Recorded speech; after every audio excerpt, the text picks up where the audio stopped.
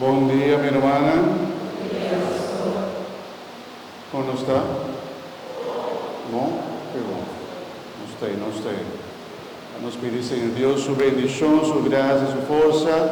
A ver, de 8 días de nos novena, en nombre de Tata, de yo y del Espíritu Santo. Amén. Gracias del Señor Jesucristo, sea con vos. Manda la que nos pide, Señor, misericordia, perdón, a nos falta, a nos picanes. A ver, la que nos entrega los corazones, Señor, reconocer que nuestra falla, Señor, Dios por nace de nuestros corazones. La que nos pide perdón.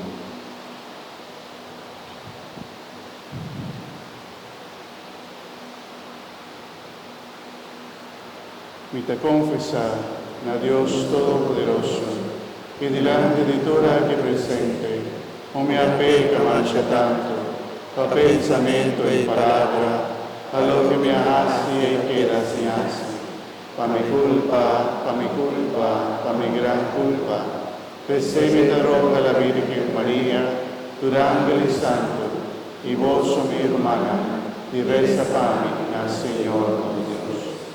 Mara Dios Todopoderoso, por mostrarnos misericordia, perdonarnos pecados y danos vida eterna.